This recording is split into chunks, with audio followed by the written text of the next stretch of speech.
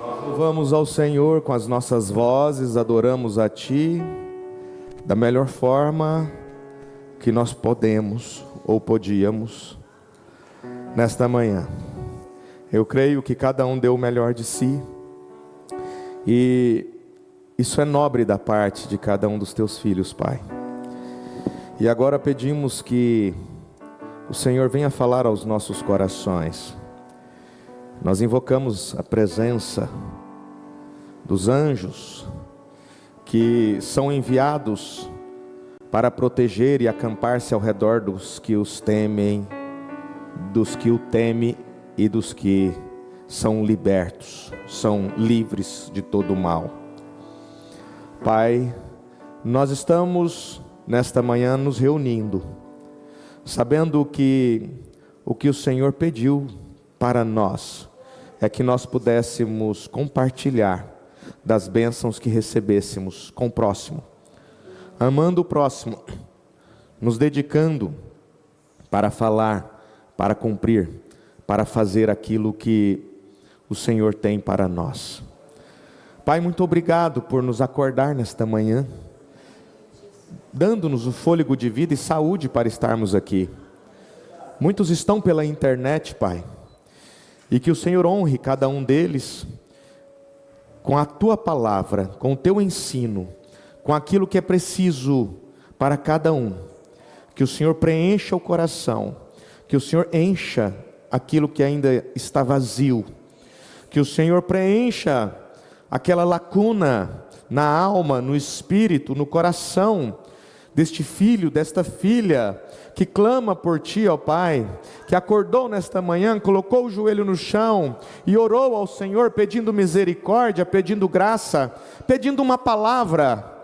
Ó Pai, a esta pessoa eu dirijo as minhas palavras nesta manhã como a boca de Deus aqui, como a boca de Deus aqui nesta plataforma, como a palavra de Deus para a sua vida. Com atenção, receba aquilo que Deus tem para te dizer. Com atenção, receba aquilo que Deus tem para falar, através da palavra, através do ensino que você pediu, que você clamou, que você orou, para que tivesse nesta manhã.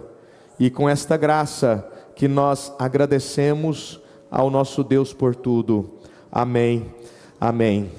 Muito bom dia, shalom a todos os presentes e distantes, não ausentes, né? Distantes, através da internet. Que Deus abençoe a todos vocês que estão aqui, né? Nesta manhã. Bem-vindos aí a Eurides e Pedro, né? Que passaram momentos difíceis, né? Cirurgia e acidente, né, Pedro? E tem também a Badia ali, o tempo passa, né, Badia? Esses dias eu estava pedindo oração pelo procedimento, está aí com a gente de novo. E assim é a vida, né? Às vezes você fala assim, nossa, 30 dias de repouso, né, Samuel? Você contou uma história que eu fico pensativo aqui, quando você se acidentou com aquela moto, quanto tempo que você ficou ali?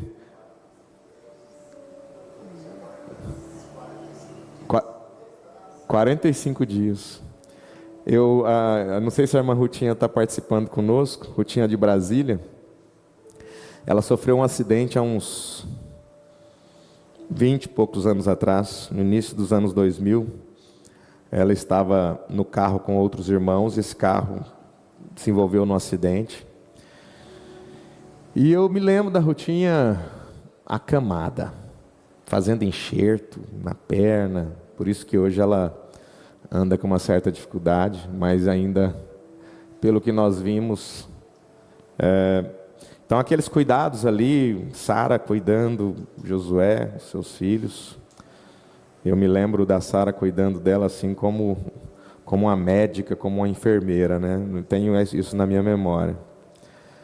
E eu vendo aquilo e pensando, meu Deus, a pessoa ali em cima de uma cama sem poder se levantar para nada, mas nada mesmo. Vamos tomar um banho? Não. Vamos ao banheiro? Não. E aquela coisa, faz uma cirurgia da rejeição, né? faz uma cirurgia, dá rejeição. Às vezes, se a irmã Rutinha estiver ouvindo, às vezes ela vai ter uma carga de emoção forte aí por lembrar disso, mas ajuda as outras pessoas. Tudo que acontece com a gente precisa usar de exemplo para ajudar as outras pessoas. E eu sei que, sei lá, algo em torno de 6 meses. E aí depois ela começou o processo de voltar a andar, voltar a fazer aquilo que é natural, né? Os trabalhos domésticos. Mas eu fiquei pensando, gente, será que se Deus falasse, você vai ficar 6 meses em cima de uma cama? Aí você fica assim, será que... Eu fiquei pensando nisso. Nessa crise eu falar, não, Senhor, então tira a minha vida. Pensei isso. Não que eu pedi, né? Eu pensei assim, eu falei, parece que a vontade é essa. A vontade de falar, Senhor, parece que é insuportável. 6 meses preso numa cama. Vem os pensamentos, a gente fica refletindo. Mas aí depois passou, hoje ela está aí andando, viajando, vai sozinha, acompanhada. Então ele fala assim, o tempo passa, o mau tempo passa, as dificuldades passam, os transtornos passam, o repouso passa, né, tia Euridice? Mambadia, o repouso passa. Às vezes é desesperador. E nós temos aí o testemunho do Cleito. Ele mandou um áudio tão bonito, né, irmão Nilton? Eu compartilhei esse áudio no grupo de oração. E testemunhando, falando assim, coisas tão lindas. E em um outro momento, conversando com ele, intermediado pela irmã Keila, e ele fala umas coisas assim tão tremendas assim que aconteceu com ele, muito semelhantes, Juliana, com você, dentro de uma UTI. Engraçado, né? Parece que tem algumas semelhanças. Ali ele naquele estado gravíssimo. Se Deus não tivesse aberto as portas para ele ter sido transferido de Barra do Garças para Cuiabá, o diagnóstico é que ele não teria suportado. Então eu fico pensando assim, como é que Deus age no milagre? Ele prepara um traslado. Às vezes a gente fica assim, como é que Deus vai agir? Deus vai curar o irmão Cleito, tá? Cruza os braços e deixa para lá. Deus tem as suas maneiras de agir. Ele preparou um traslado. Ele foi para um lugar que tinha um auxílio mais próprio para o caso dele. E lá ele recebeu tudo que ele precisava, mas foi Deus. Foi Deus nas mãos dos médicos. Foi Deus dirigindo aquilo que precisava ser feito. Gente, porque eu entendo o seguinte, que a medicina, um médico, um dentista, e todos esses que tratam da saúde de um paciente, um psicólogo, seja o que for, todos eles, se eles não forem dirigidos por Deus, eles não vão acertar, nem no diagnóstico e nem no tratamento. Não é isso, minha Virgínia? Tem que ser dirigido por Deus. Às vezes uma falta de atenção, coloca um dente para ser tratado e trata de outro, falta de atenção. E a pessoa está tratando com o quê? Com vida. Às vezes um médico, uma pessoa que é da área da saúde, pode colocar o restante da vida daquela pessoa em prejuízo. Um pastor, um presbítero, alguém que tem o microfone na mão, irmão Samuel, irmão Marcos, esteve lá no frente a frente com a verdade, a responsabilidade de um microfone na mão, irmão Célio, é muito grave. Você pensa que é fácil vir aqui, como os presbíteros fazem, como alguém vem aqui que ora, como alguém vem aqui que transmite uma palavra, e assim é muito simples. O que nós estamos transmitindo aqui pode mudar para o bem ou para o mal as vidas. Então tudo aquilo que estivemos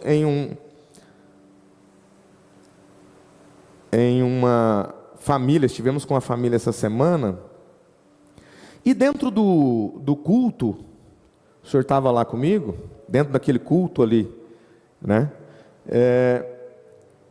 A gente começou como num G100, né? A gente fez um formato, um G100 ali, começamos a conversar. E de repente, quando eu abri a Bíblia em João 14, na verdade parece que eu não queria ler aquilo naquela hora. Eu abri, falei, vai ser João 14. Na casa de meu pai há muitas moradas, né? É isso mesmo, né?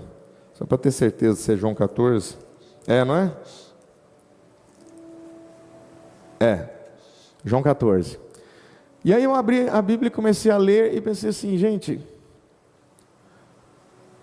falar sobre isso, tem pessoas aqui, estão visitando, não tenha talvez a mesma fé que nós temos hoje, e começar a falar de casas, de ruas de ouro, de muros, de portas, aquela cidade tão esperada por todos. Então eu fiz uma pergunta, falei, olha, vocês acham que vai haver casas lá no céu? Aí uma pessoa que estava lá disse assim, é o que eu aprendi minha vida inteira. E eu pensei, ai meu Deus.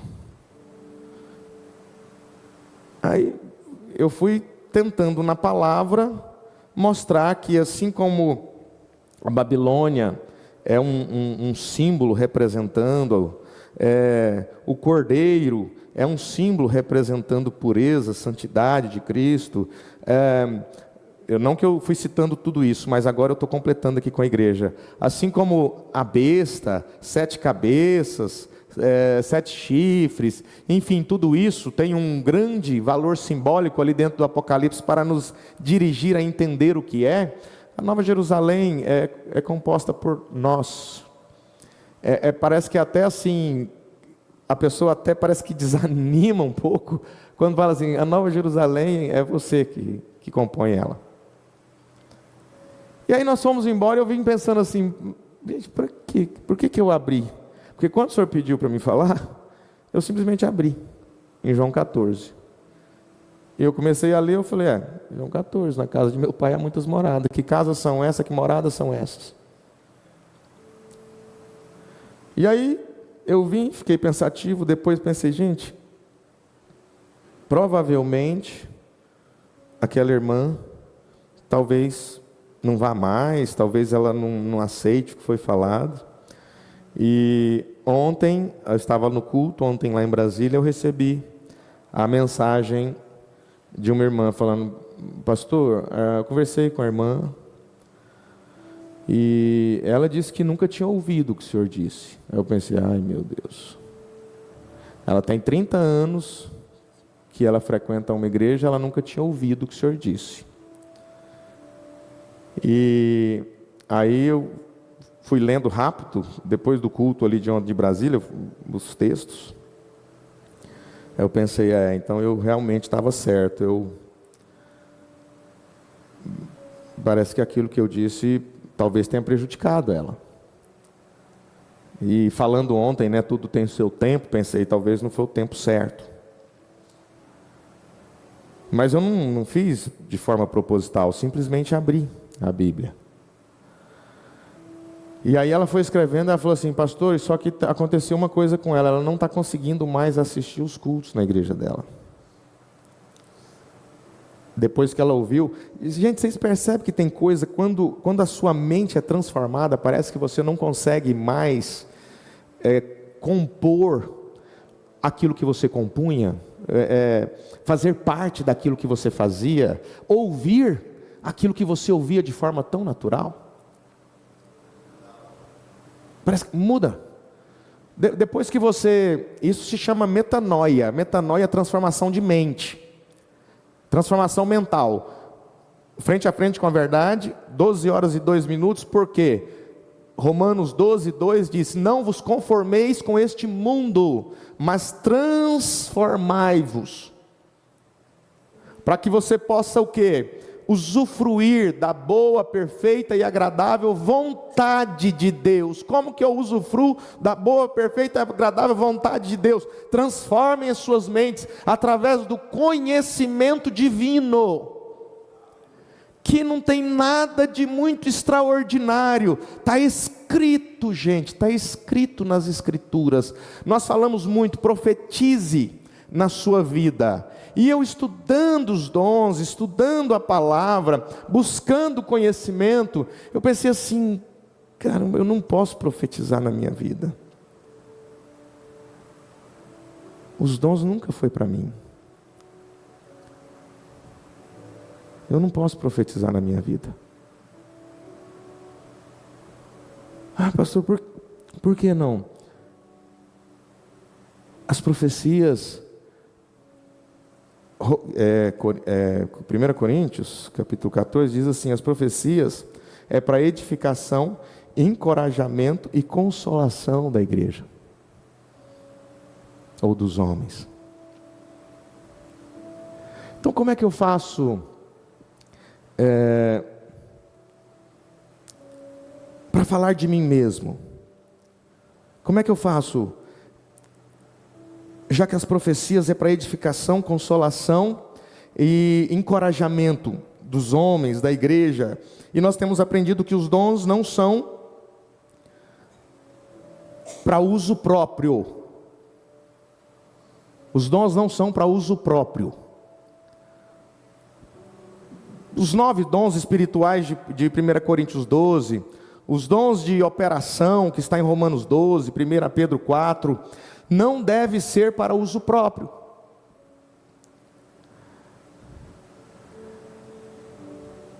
Aí nós vamos aprender o seguinte: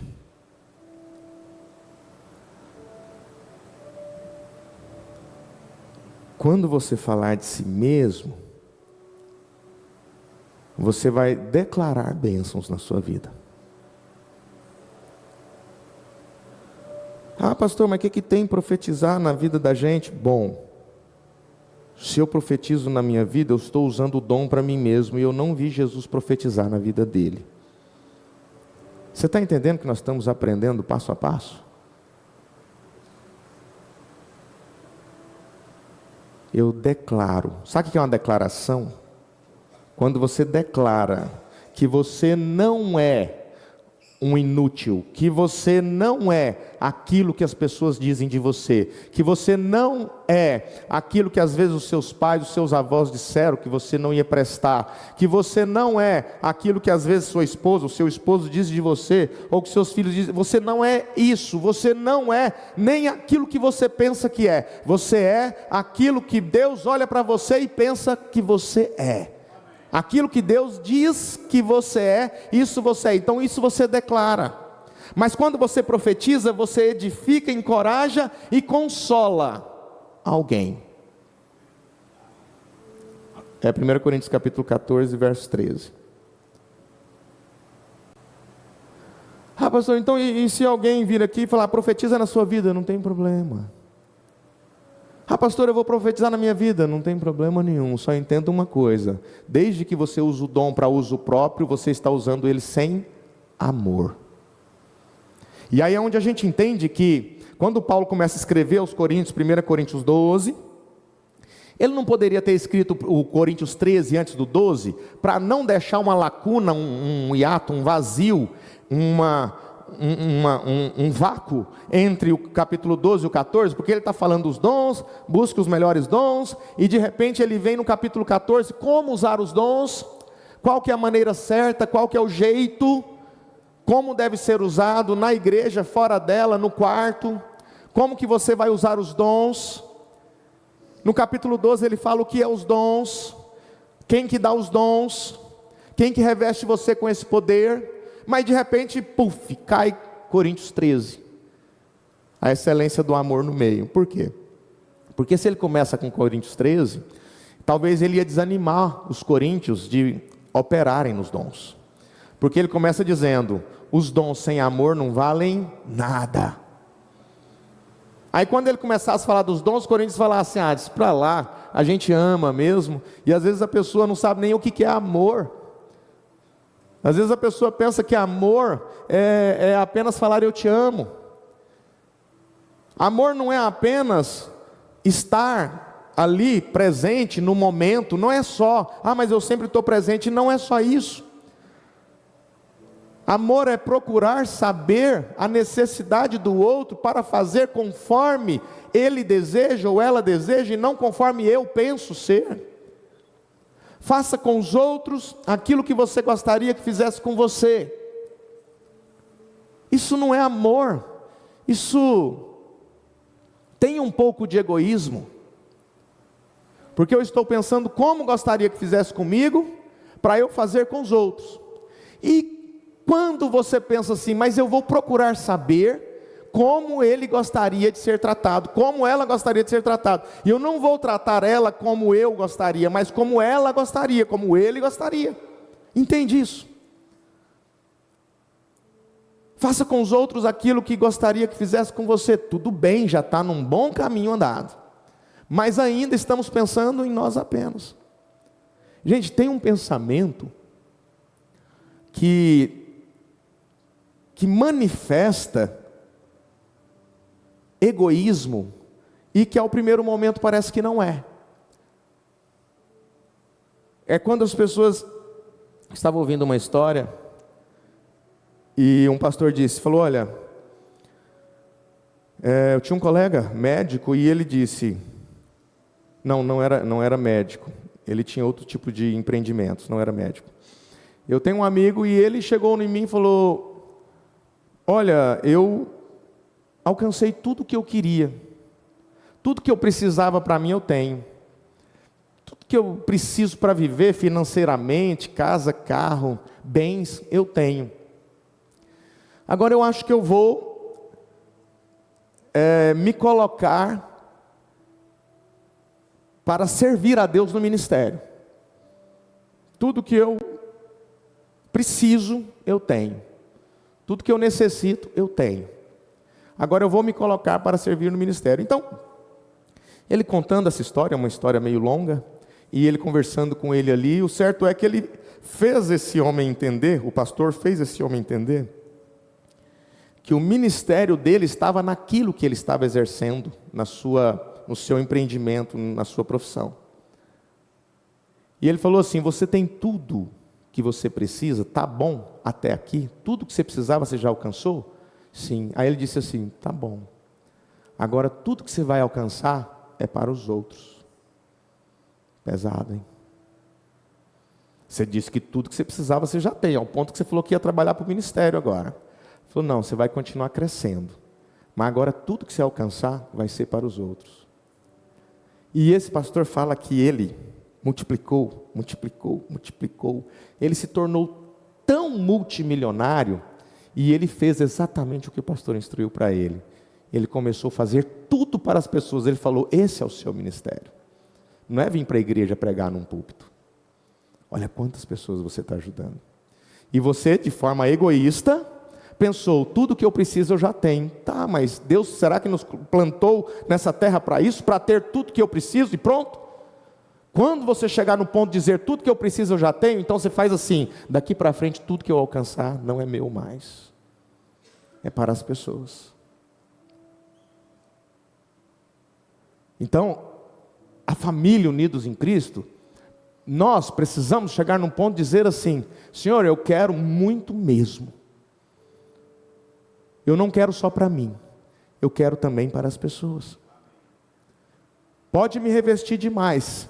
Senhor, se eu não tenho capacidade, o Senhor me capacita para fazer o que precisa ser feito, para ajudar mais pessoas, para exercer o meu ministério, onde eu estiver.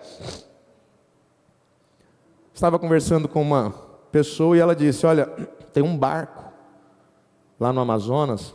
Esse barco é um barco que uma certa denominação uniu-se, várias denominações, e criou.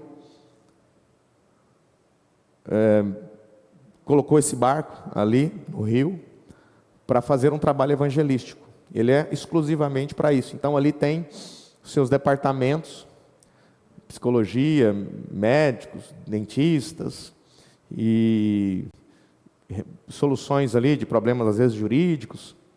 E esse barco, de certo em certo tempo, ele faz um trajeto na comunidade ribeirinha. Então o que eles fazem? Eles têm o barco, eles têm toda a estrutura e eles convidam profissionais Qualquer área. Você quer servir? Aí a pergunta que eu faço, será que as pessoas querem isso, escondidinho, lá no Amazonas, dentro de um barco, cuidando de uma comunidade carente? Será que o advogado quer dar os seus serviços lá para uma família que às vezes está perdendo o seu casebrezinho na beira do rio, às vezes para o governo, e ele vai lá instruir como fazer? Às vezes um médico ir lá e olhar algumas crianças que às vezes de forma tão simples consegue resolver o problema antes que aquilo se torne tão grave, porque a doença é assim, quando você acode no início, depois fica mais, se você não acudir no início, depois fica mais grave. Entende que isso tudo é dom, tudo isso envolve dom. E às vezes, nós temos que começar a entender o seguinte, que os nossos dons, possivelmente, nós já estamos exercendo eles, só que nós não estamos fazendo de forma intencional, nós estamos simplesmente fazendo da forma como dá, e quando você começa a perceber que, peraí, esse é o meu dom, então eu vou continuar fazendo isso para o reino de Deus, e quando você começa a fazer para o reino de Deus, esse dom começa a aflorar mais, porque você começa a ver ele em ação. E é difícil quando você faz as coisas sem você saber que está fazendo. Às vezes, quantas coisas que nós fazemos e depois a gente vai aprender como você fala, mas isso aqui parece que eu já faço, mas eu faço de forma sem ser intencional e de forma relaxada às vezes, mas agora eu vou fazer isso olhando para o que eu estou fazendo e a coisa se torna tudo diferente.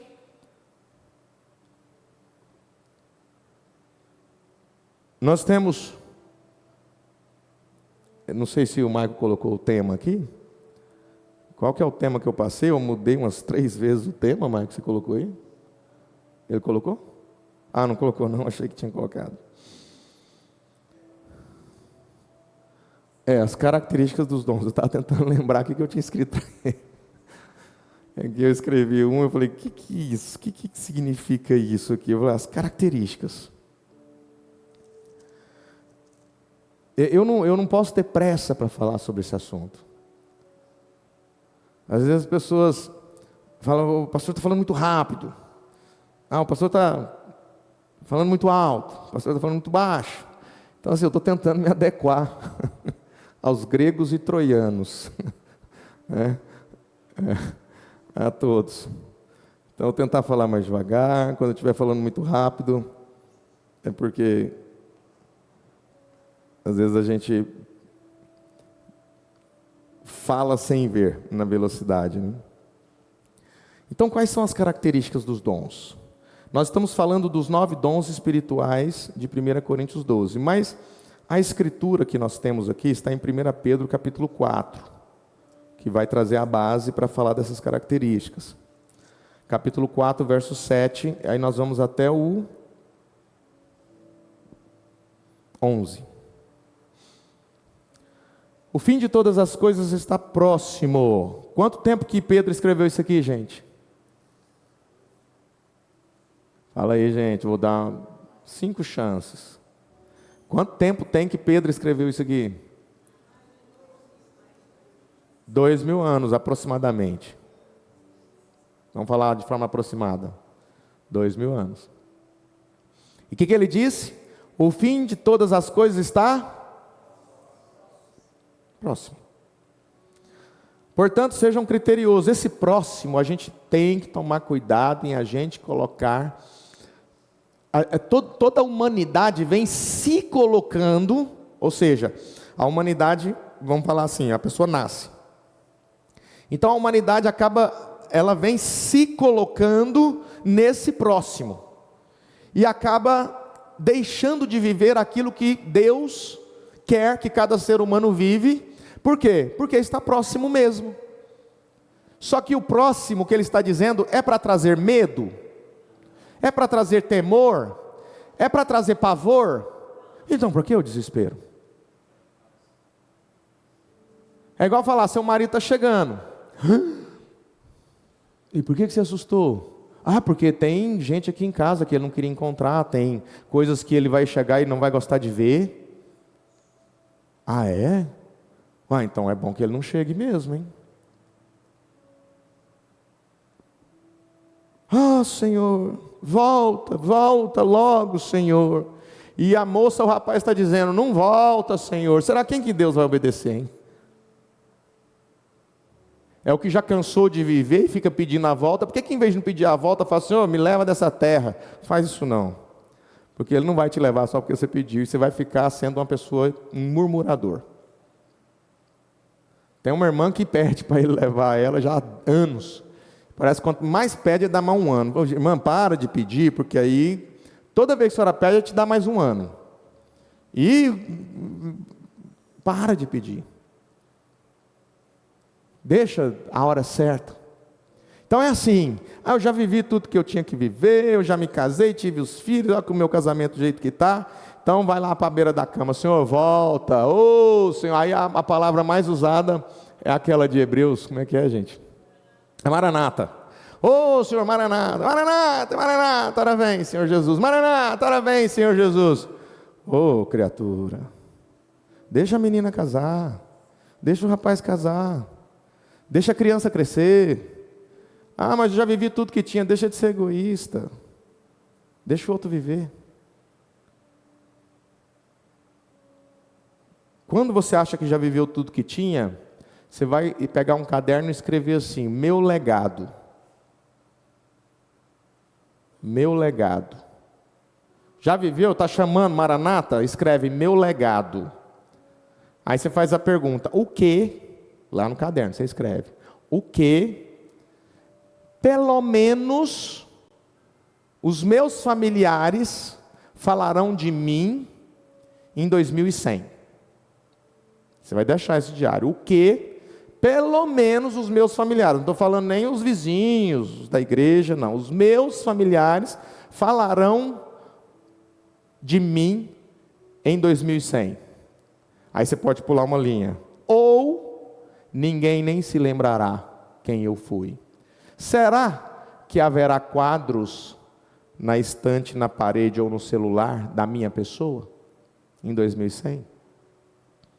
Será que eles, numa roda de conversa de família, dirão, o fulano nos ensinou isso lá no século passado, e até hoje a gente faz o que ele nos ensinou? Aí você sabe de uma coisa, você vai falar assim, eu preciso viver como Matusalém, para deixar esse legado que eu preciso. Só que a notícia ruim é, você não vai viver como Matusalém. E a notícia boa é que se morrer em Cristo, você vai viver mais do que Matusalém, que é eternamente. A gente precisa começar a trazer essa confusão de pensamento, esse desequilíbrio emocional que tem tomado as pessoas, principalmente do meio religioso. O meio religioso pensa que a fé é patrimônio. E quando a gente fala de dons, a fé não é patrimônio de crente, de cristão. Vamos falar assim, a fé não é patrimônio de cristão. Quem tem fé? Quem que você acha que tem fé? Qualquer pessoa pode ter fé. Um muçulmano tem fé. Um espírita tem fé. O que é fé? Fé, a palavra grega em si, fala de uma fidelidade, uma lealdade à verdade. Só que tem um monte de gente que tem as suas verdades e é leal a elas. Você foi leal à sua verdade por muitos anos, eu fui. Só que era a minha, a sua, não é a de Deus. Então nós tínhamos fé numa verdade que nós queríamos ser a verdade, mas não era a verdade. Era uma verdade do dogma de um credo humano somente. Mas fé não é uma posse, não é algo apenas do cristão. Fé é de todos. E dons, por isso que quando a gente fala de dons, nós entendemos que os dons são doados, dados pelo Espírito Santo, sem mesmo o arrependimento, ou mesmo sem que aquela pessoa seja uma pessoa madura no Evangelho, no reino, sem que aquela pessoa tenha até o fruto do Espírito. Nós falamos sobre isso já aqui. Então, as pessoas podem ter dons, mas não ter o fruto do Espírito. Por quê? Porque dom é dado pelo Espírito, através da fé. Então, se a pessoa crê no dom, ela pode ter.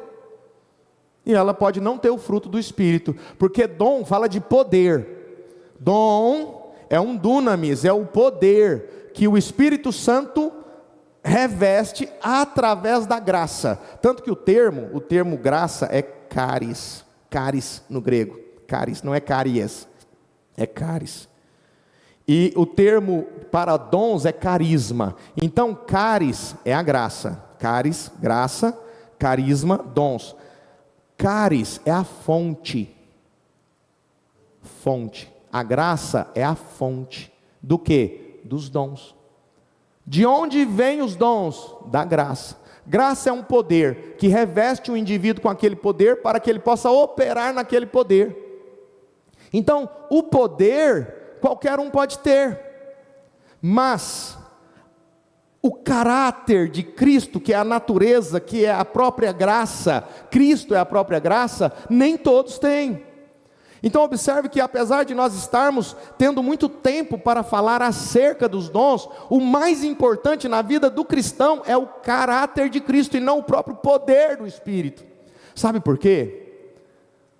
Quando você ganha um presente, você recebe aquele presente, não é isso? A pessoa que te deu o presente, ela passa a ser sua quando você ganha um presente? Só se você está recebendo um convite para se casar. Aí, Júlia, você recebe um presente, uma aliança. É um presente, né? Só que junto com o presente, você está recebendo o presenteador. Não é isso? Não é isso, Samuel? Está entendendo, igreja? Quem está entendendo? Eu criei uma palavra nova aqui. Aquele que presenteia. Nem entenderam? Você dá presente, você passa a ser daquela pessoa? Hã? Passa, Fátima? Quando você dá um presente, você passa a ser daquela pessoa? Mas quando uma pessoa convida a outra para casar, ou faz a proposta do casamento ali, passa porque eles se tornam um. E eu te provo que sim, porque Paulo fala que, mas passa a ser um. Então, que os desejos da mulher passam a ser para o... Então, o presente também, ele se presenteia. E que nem você não deve se afastar, a não ser, ou seja, da devida benevolência, né, entre casal. O casal não deve se afastar da devida benevolência que um tem para com o outro, a não ser com consentimento mútuo, né? Uma conversa ali, falou, ó, um prazinho aí. A não ser para a oração. Então isso não é ser um do outro. É. Agora, é lógico que em um certo momento um pode falar, agora eu não sou seu mais. Quando o Espírito Santo dá o dom, quando o Espírito Santo dá o dom, e Romanos 11, 29 fala que os dons são irrevogáveis, ou seja, Deus dá a quem Ele quer, através do Espírito Santo, Ele reveste quem Ele quer. Existe uma interação entre Deus e o homem na atuação, na operação dos dons. É uma interação. Quando eu falo isso parece difícil para alguns ouvir, mas não depende só do Espírito Santo, depende da atuação humana.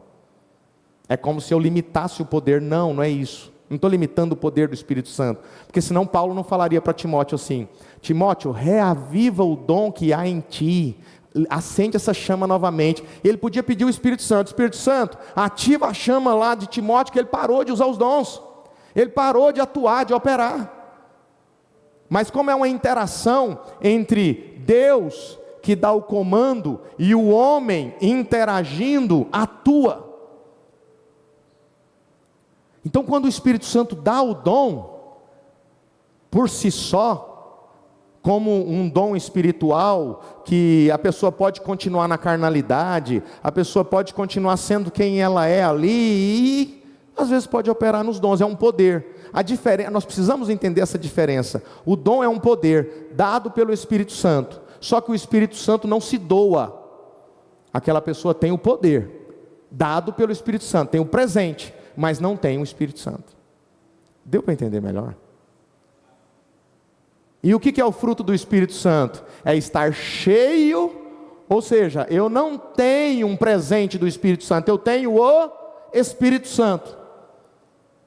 E muito mais do que isso, eu ando no Espírito. O que é andar no Espírito? Significa que eu tenho o Espírito Santo, mas cada passo que eu dou sendo guiado pelo Espírito Santo. Aí você começa a entender que o fruto do Espírito Santo é andar no Espírito, é estar cheio do Espírito, é ter aquele que presenteia. Eu tenho não só o presente, mas aquele que presenteia. Então, ter o fruto do Espírito, amor, alegria, paz, paciência, bondade, longanimidade, fé, mansidão, domínio próprio, temperança. Então, quando eu vejo o fruto, ou seja, se eu deixo de ter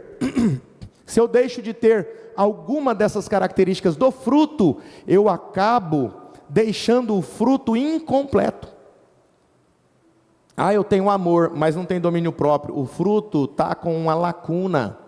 O fruto compõe essas características. E o fruto do Espírito é para aquele que anda no Espírito, que é cheio do Espírito e anda no Espírito. E o dom é para quem? Agora, é lógico que alguém que está cheio do Espírito e anda no Espírito, pode operar nos dons, mas quem opera nos dons não necessariamente anda no Espírito. Dá para entender isso? E a gente parar de idolatrar pessoas que operam nos dons apenas, que não tem nada do Espírito Santo em si, tem o presente do Espírito, mas não tem o Espírito. Isso, por que a gente precisa? Para a gente captar melhor. Espera aí, olha, dons estão sendo manifestos, operação de dons. Por isso que Jesus falou, vai haver operação de milagres, vai haver curas, libertação de espíritos demoníacos, vai haver tudo isso. E um dia Jesus vai dizer assim, mas afasta de mim. Por quê? Porque você não andou no Espírito, você atuou, operou com os dons, com um presente, e ficou aí, pronto. Por que você recebeu os dons? Porque você teve fé para isso, você acreditou. É quem tem fé. Gente, fé é o fundamento daquelas coisas que se esperam, da prova das coisas que não se vê, no sentido de ser fiel e leal à verdade. Nós somos fiéis e leais ao nosso Deus, que é o único caminho, a verdade e a vida. Ele é o caminho, a verdade e a vida. Quando Jesus Cristo diz Deus é o caminho, a verdade e a vida. Então, se eu tomo esse caminho, se eu sou fiel, sou leal, significa que eu tenho fé, eu acredito numa verdade, sou fiel a ela. Agora, às vezes vem um problema, eu entro em desespero. Eu estou sendo fiel à verdade que eu acredito, que Deus diz, eu sou o Senhor que cura todas as suas enfermidades e te sara. Pelas minhas pisaduras, o profeta Isaías dizendo acerca de Jesus, pelas suas pisaduras fomos sarados. Essa é a verdade que nós cremos. Eu estou sendo fiel à verdade quando eu estou passando por momentos de angústia difíceis? Não, eu estou entrando em desespero. Então, se eu não sou fiel, leal à verdade que eu acredito, significa que eu não tenho fé. E tem gente tendo fé e não tendo o autor da fé, que é o Espírito Santo. Ele tem um presente, ele tem o dom. E aí é onde a gente vai começar a falar, eu quero ter o dom, mas eu quero muito mais, ter o fruto do Espírito Santo. Mesmo que eu não opere em nenhum dom, mas isso não vai ser possível. Quando você entender que você tem o fruto do Espírito Santo, você não fica sem nenhum dos dons. Só que eu digo uma coisa, nem todos terão os mesmos dons, porque Paulo fala assim, o corpo humano com as suas funções dos membros, fazem todos as mesmas coisas? Ele não fala que faz, ele fala que cada um tem uma função, e um não fica brigando com o outro, o olho está lá em cima, o dedo do pé está aqui embaixo, o joelho sofre demais, principalmente para quem é crente, o joelho está sofrendo aí, as bolotas inchadas de oração. Às vezes aquilo era gota, né? E uma coisa, e achava que era oração, né? De joelho. Então, a gente vai assimilando estas coisas, a gente vai entendendo que dom é muito bom.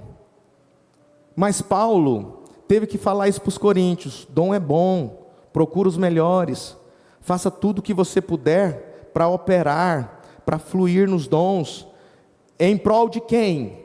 Do outro, sempre, sempre, sempre. Ah, é dom? Qual que é o dom? É a palavra de conhecimento, é a palavra de sabedoria, é dom de cura, dom de milagre, dom de fé, né? É um dom especial, não é simplesmente a fé salvadora, né, de Gálatas capítulo 2, mas é um dom de fé, ou seja, é um dom de realizar algo, até de forma passiva, de receber algo de Deus, não para se glorificar, mas glorificar a Deus. Um exemplo disso é Daniel. O dom de fé que Daniel teve ali na cova dos leões, não foi para glorificar Daniel, foi para glorificar a Deus. Não foi Daniel que fechou a boca do leão, foi Deus. Mas ele teve fé para aquilo. Dom de fé. A gente pensa que os dons vieram depois da graça, depois da instituição da graça, que a graça é antiga, né? Não é, mas Jesus apresenta a graça, mesmo depois dela existir todo o tempo, né? Então, esses dons, todos esses dons, precisam ser encapsulados, e Paulo explica tudo isso, encapsulados ilimitados, ou seja, eles são limitados àqueles que tiveram a graça de receber um dom. Não tem mérito, não tem maturidade, não tem intimidade com Deus que faça alguém receber um dom, mas é a graça de Deus, não tem mérito. Agora, quando fala de fruto, aí precisa ter um caminho de santificação, aí precisa ter um caminho de intimidade. E aí Paulo vem escrevendo, falando muito bem dos dons, mas lá no meio do caminho ele vem com 1 Coríntios 13. E ele diz: ainda que eu fale as línguas dos homens e dos anjos, se não tiver amor, serei como o sino que ressoa, como o prato que retine. Tá lá o sino batendo. Tá fazendo alguma coisa? Não. Está atuando, está operando, está fluindo? Não. Aí ele, depois de falar tão bem, né, dos dons, profecia, ainda que eu tenha o dom de profecia e saiba todos os mistérios, imagina essa pessoa, dom profético, palavra de Deus, dirigida a um homem, para ele falar à humanidade, para edificar, encorajar e consolar, mostrar algo ali na frente. Ainda que eu entenda que eu tenho os dons de profecia, todos os mistérios e todo o conhecimento, tenho uma fé capaz de mover montanhas. Se não tiver amor, nada serei. Ah, mas olha a fé que ele tem, olha a fé que ela tem.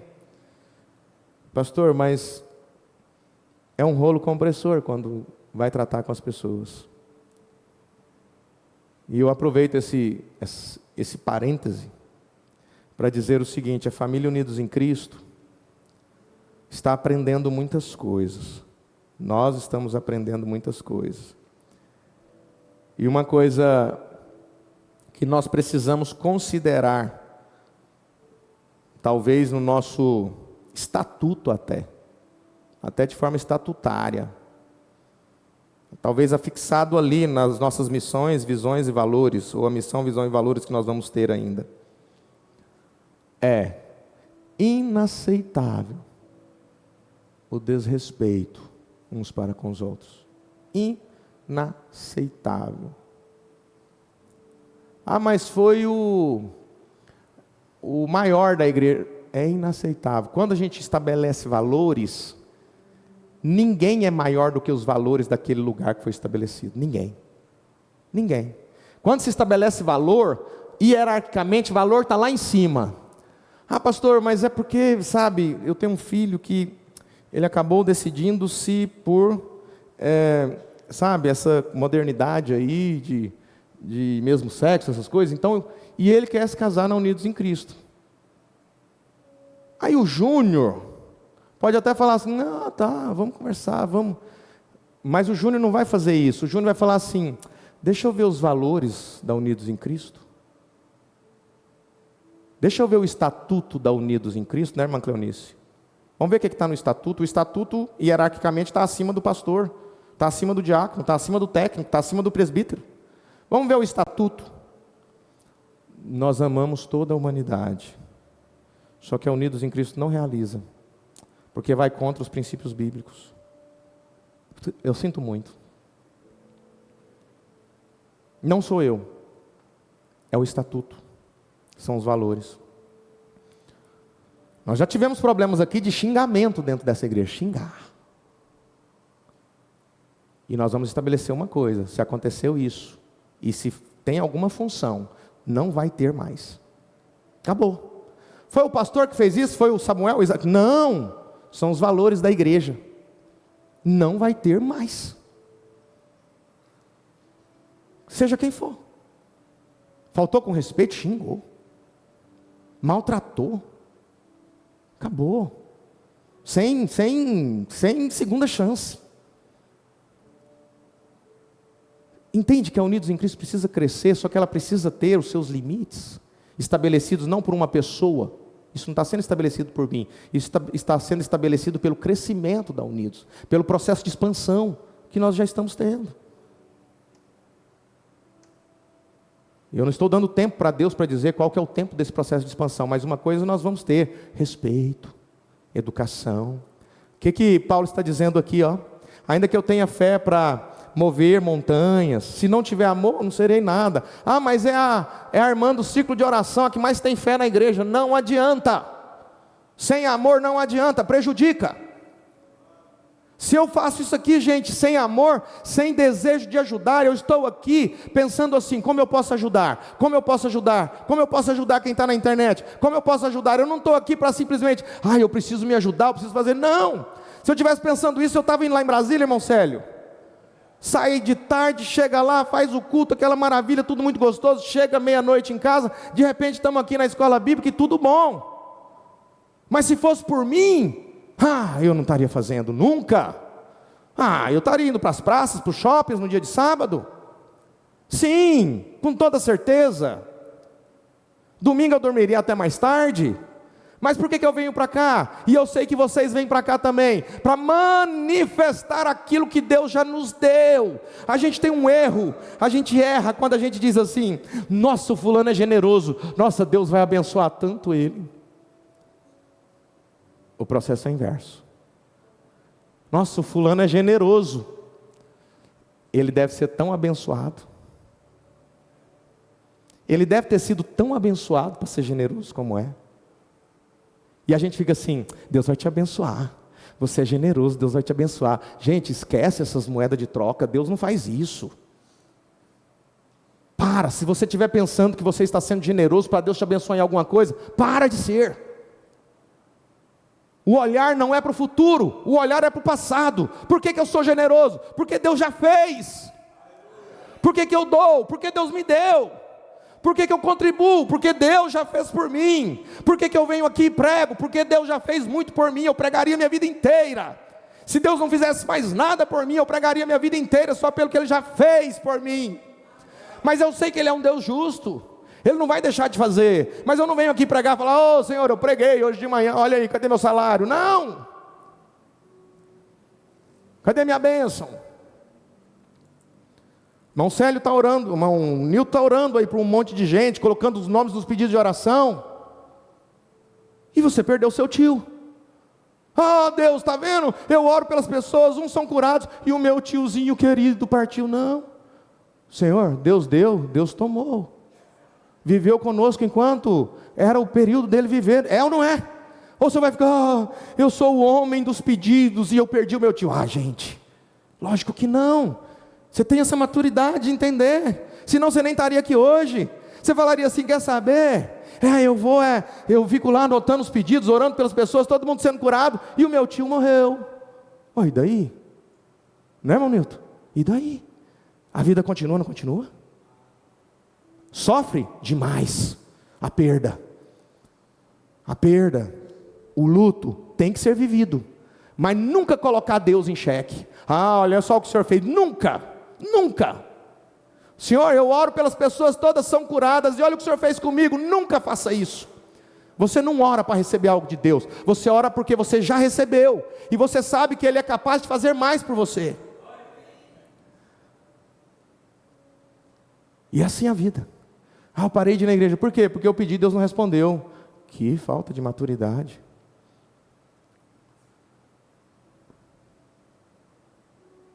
Ainda que eu dê aos pobres tudo o que possuo, e entregue o meu corpo para ser queimado, se não tiver amor, nada disso me valerá.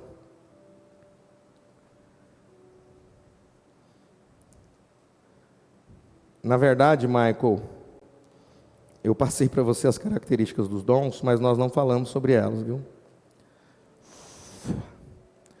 Você pode colocar no tema dessa escola